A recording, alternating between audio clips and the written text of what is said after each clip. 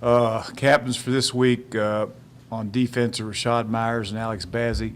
The two guys have been captains before. On offense, we had three guys this week, Gator, Schuler, and Cato. So couldn't quite make a decision on offense. So I said, heck, let's just go with all three of them. So that's where that is. And I think the message to the football team this week is every Sunday you pick up the paper, somebody gets beat that shouldn't. And if you don't do a great job of preparation, if you don't go down prepared to play, regardless of who you play, you're going to get beat. So it's going to be very important this week that we do a great job of getting ready to go play this football team. And I know we got a lot of excited kids because they get a chance to go home, see some of their family, and play. But they better eliminate all the noise and make sure we're going down there for one reason. That's to get prepared to go play FIU. FIU is no different than what FAU. I sat here and told you they got a bunch of athletes they do. They're located in Miami. There's a lot of players around that campus, and we played them 2 years ago in that bowl game, and they had tremendous athletes. You can turn that film on right now, and they still have some players that can play. So we got to do a great job this week with our preparation, get ready to go. I know that you all had a contingency plan in place for families for the FAU game. Given how FAU played out and things of that nature, have you all deviated from that, or are you all keeping the same type of plan? No, we'll have the same. I can't take those kids down to. I can't take their kids to home to where they grew up and not allow their families to come see them. I mean, so what we'll do the same thing. You know, we'll have a 2-hour block there from 7 to 9 on Friday. Once we get to the hotel, that we'll have a room where they can visit with their families, and at that point it's over, and they can focus on getting ready to go play. Having that opportunity at FAU to kind of let some of those family members see the players, get through that, how much does that help allowing the players just to know this is a true business trip, let's get down there and get the business? Yeah, it's going to help us. I mean, you know, I don't think that was an issue at FAU. I mean, I think FAU, as it bears out, you know, we got to play. We need to play better there, but that's a pretty good football team. I think when you look up at the end of the day, they're probably going to be bowl eligible, and they got a quarterback that's creating a lot of problems for a lot of people, and they got some good athletes. So, you know, I don't think allowing the families to come see those kids for a couple hours affected how we played in that game. So we'll do the same thing this time and focus on getting ready to go play. And I just think it's good to get a chance to see their families, and that's going to happen. Doc, you mentioned Gator Hoskins, the captain. He was semifinalist for the Mackey Award today. Can you talk about him and his performance this season a little bit? Well, I think, you know, number one, he's become a great leader for us. I mean, you listen to what he has to say in the locker room after the games, and, you know, the way he's helped Devin Johnson prepare and that type of thing. But he's a good player. I mean, you talk all the time, and, you know, Schuler kind of has that it factor, and he just finds a way to make plays, and Gator's the same way. You know, he's got, you know, he's a good football player. He's got a great feel for the game, and when he gets an opportunity to make a play, normally he does.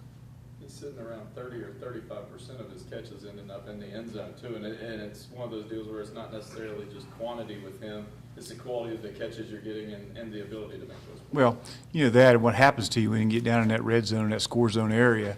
You know, normally that third wide out or that slot receiver, which happens to be Gator, a lot of times gets matched up on a linebacker or something, or a strong safety, which becomes a little bit of a mismatch. And you know, he's an athletic guy for a big body guy, and he can body up against people, and then he can go up and make plays. So he's good in that red zone, score zone area because of what he brings to the table athletically, and he can create some matchups with safeties or linebackers in those situations. This year, how have you seen his blocking come full circle? He's become a complete tight end. He has. And Todd's done a nice job with him, and he's become a more physical player, which he had to do, and he's done that.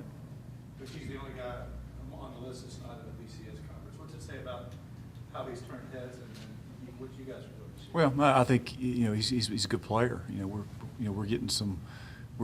You know, I've always said since the day I took the job, it's a personnel-driven game, and when you got some pretty good players, you got a chance to score points or stop them on defense, and you got a chance to, you know, those guys have a chance to go get some, you know, the Chad Penningtons, the Byrons, the Randy Mosses. There's been an awful lot of those kind of guys come through here, and hopefully we're getting to the point where we got a few more guys that are in that category. I'm not saying he's Randy or Chad or Byron or anything like that, but we're getting better players, you know, coming through here that have an opportunity to not only play at our level but possibly go on.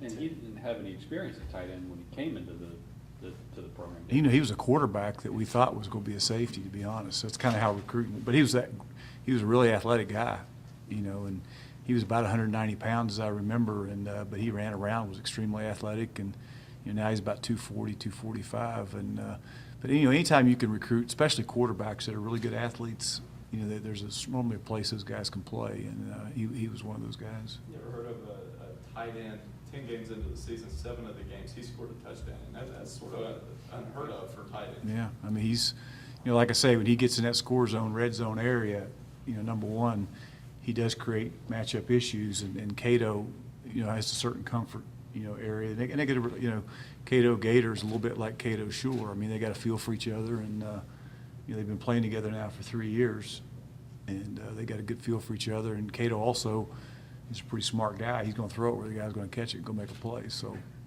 Gator seems to do that. You line Gator and Tommy up on the same side of the field. What does that do defensively that just forces teams that it almost has to pick one or the other? They do, and it creates, and again, what happens to you is, normally when and regardless of whether it's here or anywhere I've been, you take your two corners, you put them out on the outside guys.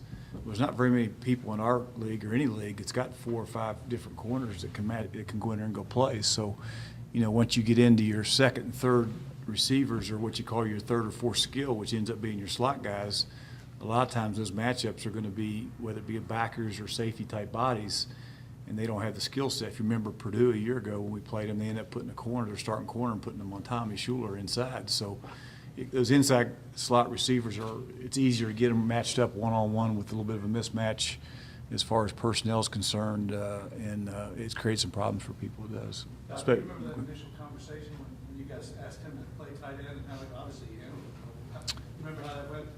I don't remember exactly, but we don't give him a whole lot of choice, to be honest. I mean, he just wanted to play.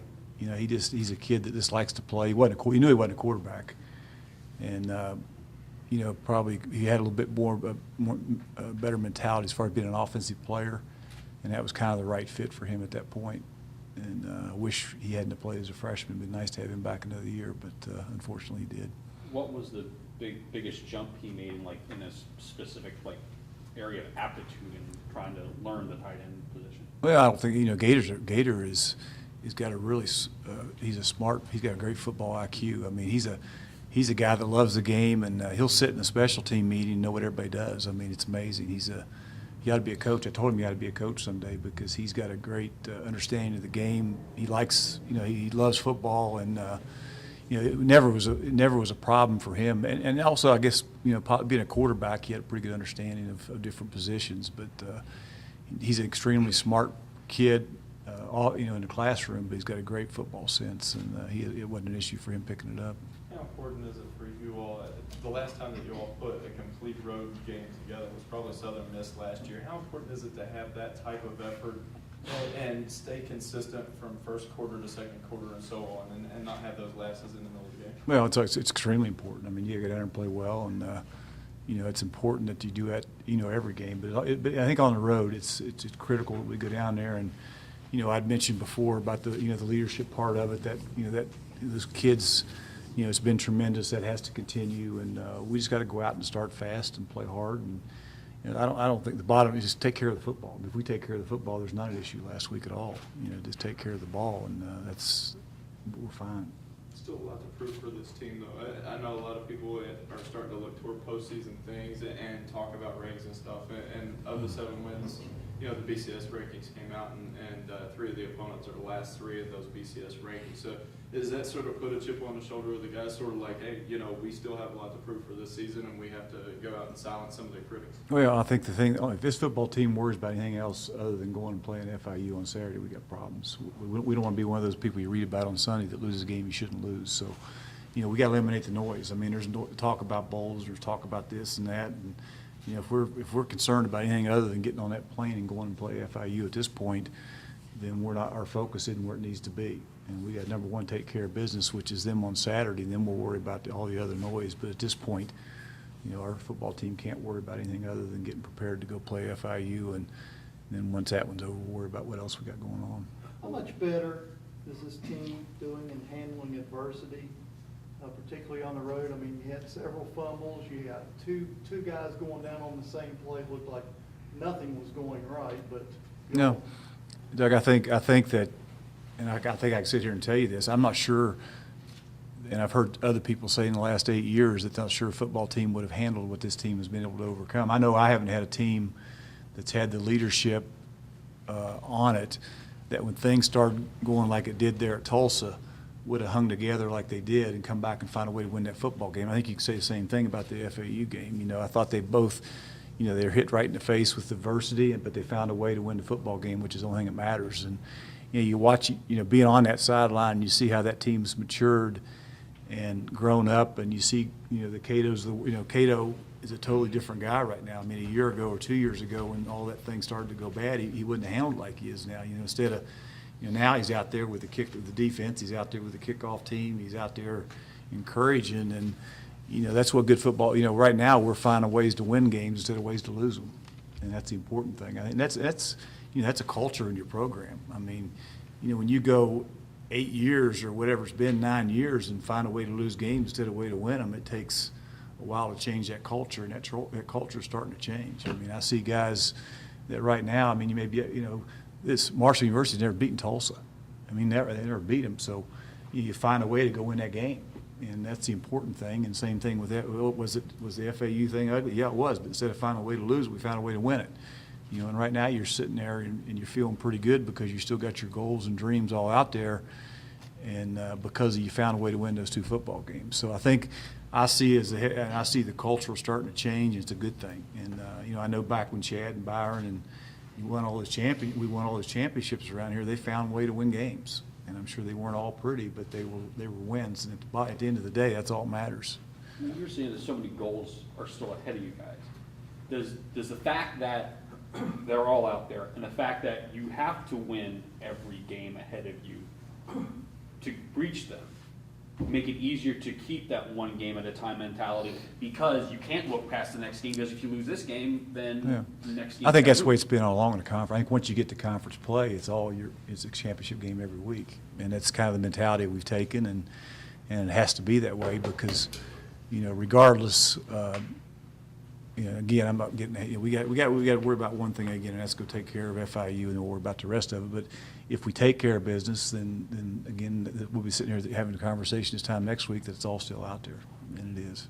Doc, you talked about clearing up all the noise and taking care of all that. Talking to a lot of the players yesterday at player interviews, and they were talking about lessons learned from Middle Tennessee and how that game got away from them, what they can take going into this game of not looking ahead, not being too cocky, just going down to Miami and taking care of business with FIU. Does that really show the maturity and the leadership that's on this team this year? Well, it needs to. I mean, because that's exactly. I mean, you can't. You know, you got. The thing was eliminate the noise and don't listen to what's going on out there.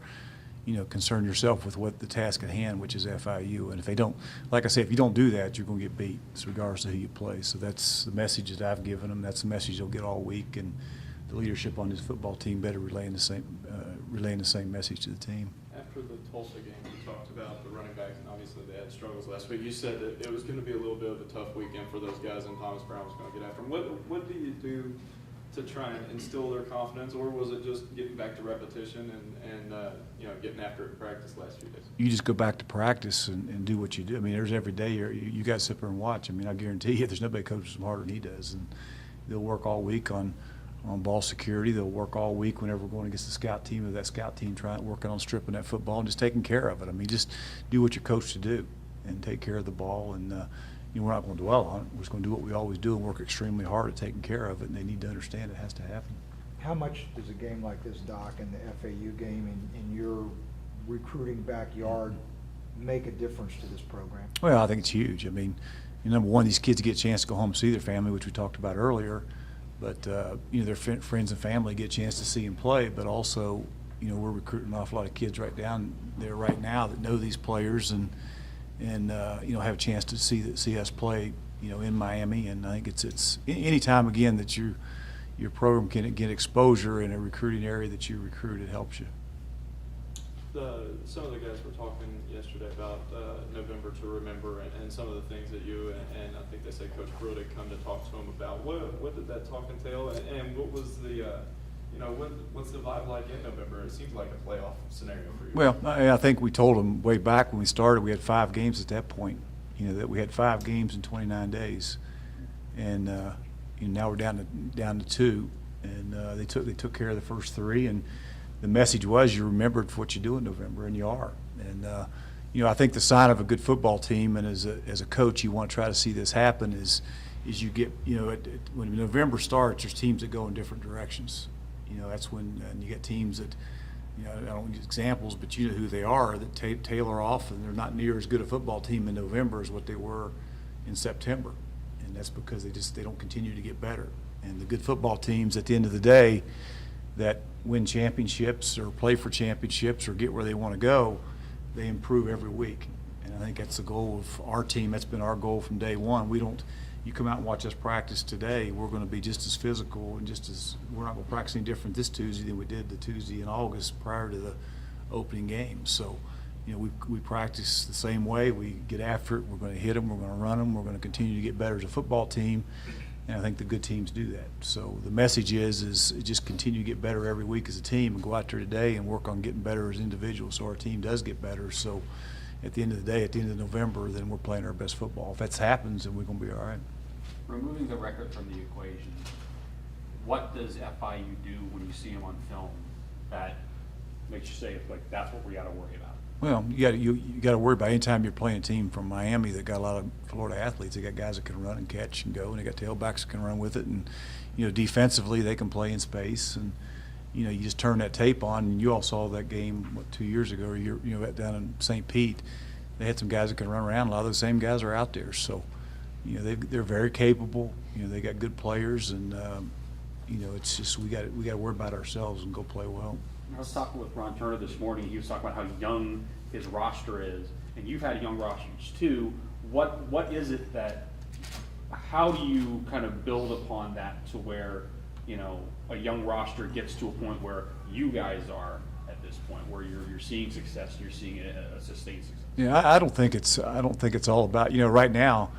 If you look at our defense play, we're extremely young on defense, but.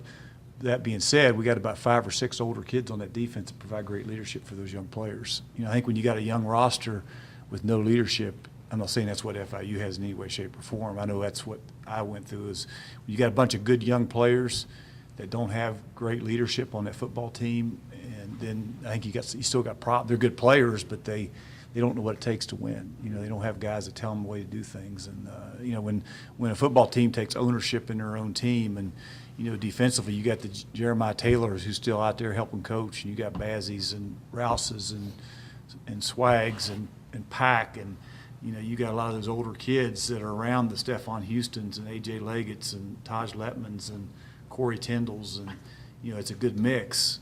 Then you got a chance. But when you got a bunch of young players that are with no leadership, it makes it hard. And we went through that around here for a couple of years, and I think now, with some of those kids that have grown up, it's helped us as a football team. It's nice, Doc, to have that tangible evidence to say, see what happens when I tell you guys to do it, and it actually translates into a win, and so you don't have to talk about something. Yeah, there's no question, Keith. And I think when I listen to what the kids have to say, and they're starting to, when they start repeating what you've told them for 3 years, maybe they're starting to listen a little bit. But these kids, I've told you all along, I like this team. I like the leadership. It's we've had 19 captains right now, and I didn't have 5. And I'm being critical, but I can't name 4 or 5 a year ago that I felt really good about. Right now now you got 19 guys that have been captains that have provided great leadership and brought those young kids along, and and it's a good feeling, to be honest. Who are a few better players we saw in the bowl game for FIU? Who might be the best 1 or 2 youngsters that have come along since? Well, they got a couple defensive linemen that are playing that played against us. They got a young tight end. It's going to be a tremendous player, number 87. Maybe their best offensive player is just a freshman. So, they got some good young players, and of course they've had the T.Y. Hiltons of the world, who's now, thank goodness, playing for the Colts instead of the Panthers. So, it's a good thing. Sort of an interesting dynamic to this game is the fact that one of their starting quarterback to open the season is also their starting punter. A team that has nothing to lose like that, how much do you all sort of have to focus on special teams and making sure that they could throw some wrinkles out there that you all haven't seen this year? Well, normally when you got, like you say, you concern, you want to make sure you're very sound in the kicking game. You want to make sure that they don't fake a punt. You want to make sure that, a team might, they could come out and onside kick the opening kickoff. Who knows? So you just want to make sure you're you're on your toes in all phases and be extremely sound, and we'll make sure that we do that. How often have you seen that, though, a former starting quarterback, and I know Hilliard's been out there the last couple games, but to line up a quarterback at punter, that's an interesting dynamic. Yeah, I'm sure Ron's just trying to get his best people out there that can, do what he wants to get done. So he's probably, there was a quarterback years ago at Ohio State, wasn't there, that was a punter, Tupa, that when he played quarterback and punt, so he was pretty daggone good at both. So I'm sure this guy is too. Pastorini? It's like, it goes way further back and I go smock you right over. Like hell it is. Is it kind of interesting for you to think that this game you could have been preparing to go against Rakeem Cato? I'm glad we're not. Thank goodness. I'm glad we're not. I'm glad he's on our side. I'm not sure I've been around a guy that I want.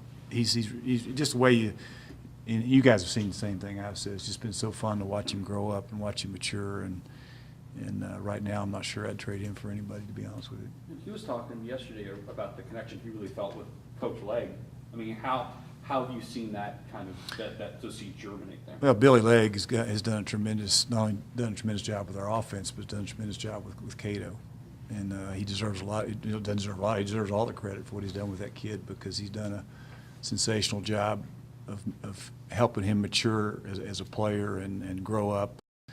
And and I think it's been good being the coordinator, coaching the quarterback. I think that's helped our entire offense. And again, I can't give Billy enough credit for what he's done with that kid. He really has. And Cato really has enjoyed Billy, and Billy's a tremendous coach. Doc, obviously, sticker on helmet, very special. Your kids really bought into that, watching the ceremony and everything.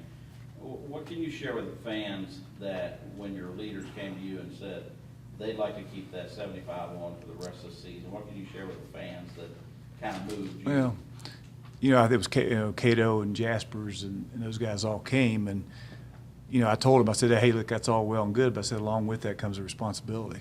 I said, if you're going to leave that on your helmet, when you strap that helmet on, you better be prepared to go out there and play as hard as you can play, because don't come to me and tell me you want to leave that on there and then to show up and not play extremely hard. So anybody puts that helmet on with that sticker on it, they better go play hard, or they'll walk back. They won't ride the bus or the plane, I promise you. How surprised were you when FIU fired Cristobal, and how quick did you contact Alex? Oh, I don't remember. I called Mario that day, because I got great respect for Mario, and he's a tremendous coach. I can't remember, to be honest, when I called it. I can't remember when it happened exactly, and when Jeep decided he was leaving. But the first guy I called was Alex, because I know him, and he's a tremendous coach. Has done a tremendous job with our offensive line.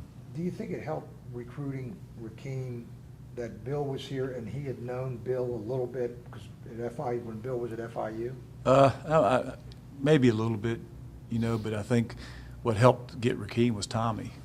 It was amazing that Tom, all those kids listen to Tommy. Tommy's like the Pied Piper down there. I mean, Tommy's the guy that they all listen to, and for a little short guy, it's amazing when they do what Tommy tells them to do, to be honest with you. And Cato just did what Tommy told him to do, which was a good thing.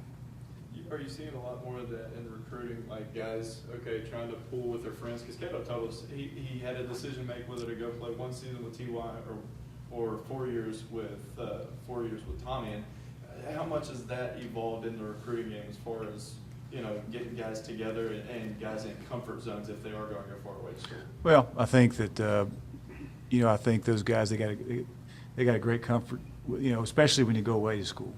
When you go somewhere and you've got 2 or 3 guys there, your buddies you've grown up with, it helps you with the transition. And we got enough guys up here right now that when these kids come on visits, they feel really comfortable. And I was talking, it's crazy, I was talking a little bit to Alex this morning, and I think we may have, I don't know this for a fact, but we probably got more Miami kids on our team than what FIU does that are actually playing, and from that area. I mean, they got a lot of Florida kids, but we've got maybe more from that particular area that are playing for us than what they do. So, and I'm not sure that's a fact, but we could try to name some kids, and I know I like the ones we got playing for us. Okay, thanks, guys.